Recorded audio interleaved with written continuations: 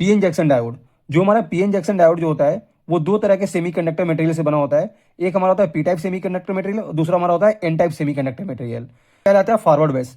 जब हम P type material को बैटरी के पॉजिटिव टर्मिनल से और एन टाइप मटेरियल को बैटरी के निगेटिव टर्मिनल से कनेक्ट करते हैं तो डायोड हमारा फॉरवर्ड बेस में कनेक्ट हो जाता है।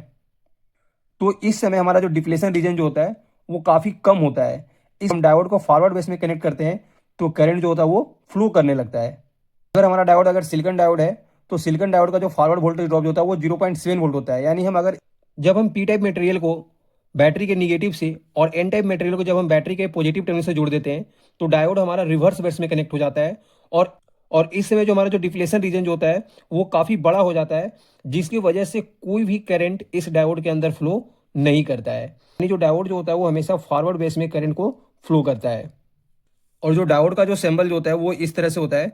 और ये होता है पॉजिटिव होता है, यानी ये नोड होता है। और जहाँ पर डायोड का जो मार्किंग होता है वो डायोड का निगेटिव होता है, यानी ये कैथोड होता है। पी एन जंक्शन डायोड का जो रिवर्स लीकेज करंट होता है वो काफ़ी लो होता है।